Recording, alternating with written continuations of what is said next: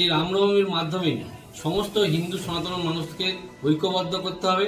কারণ পশ্চিম বাংলায় আমাদের হিন্দু সনাতন ভাইদের মায়েদের কোনো অস্তিত্ব থাকবে না, এরকমই একটা পরিস্থিতি চলছে। আপনারা দেখছেন বাংলার আওয়াজ। ঘাটালের বিজেপি বিধায়ক শীতল কপাট রাম শুভ নবমীর জন্য নামলেন ময়দানে।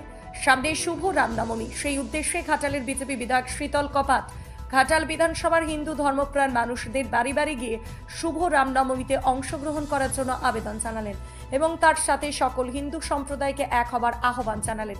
শীতল কপাট বলেন, দলের নির্দেশ অনুযায়ী আমি আমার কর্তব্য পালন করছি। শুভ রামনবমী হিন্দু সম্প্রদায়ের একটি বড় উৎসব।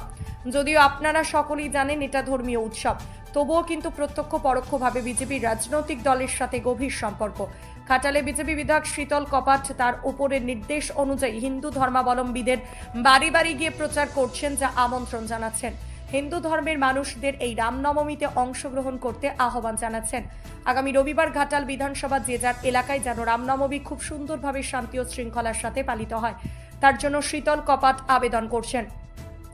এই শুভ রামনবমী দলীয় উৎসব আকারে পালন হয় নাকি ধর্মীয় উৎসব আকারে পালন হয়, সেটাই দেখতে চায় বাংলার মানুষ। শীতল কপাট কি বলছেন বিস্তারিত শুনুন।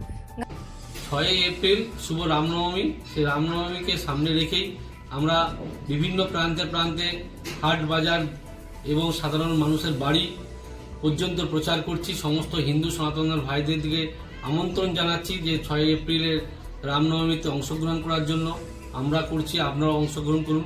কারণ রাম আমাদের ভগবান। এই রামনবমীর মাধ্যমে সমস্ত হিন্দু সনাতন মানুষকে ঐক্যবদ্ধ করতে হবে। কারণ পশ্চিম বাংলায় আমাদের হিন্দু সনাতন ভাইদের মায়েদের কোনো অস্তিত্ব থাকবে না, এরকমই একটা পরিস্থিতি চলছে। তো সেই জন্য আমরা পশ্চিম বাংলাকে বাংলাদেশ হতে দেব না। সেই জন্যই এই রামনবমীতে আমরা একত্রিত হব। আর যারা আমাদের হিন্দু ধর্মকে এবং হিন্দুদের প্রতি অন্যায় অত্যাচার করছে তাদেরকে আমরা বুঝিয়ে দেব যে আমরা সনাতন ধর্মের মানুষ, হিন্দু সনাতনী, আমরা ঐক্যবদ্ধ আছি, শক্তিশালী আছি। অন্যায় যখন হবে প্রতিবাদ করব এবং প্রতিরোধ করব। তারই জন্য আমরা এই রামনবমীতে অংশগ্রহণ করছি এবং আমরা শক্তিশালী, সেটা আমরা প্রমাণ করব।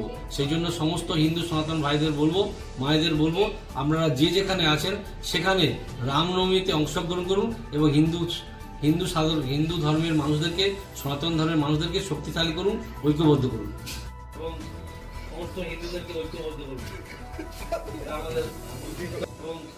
সমস্ত হিন্দুদেরকে ঐক্যবদ্ধ করুন।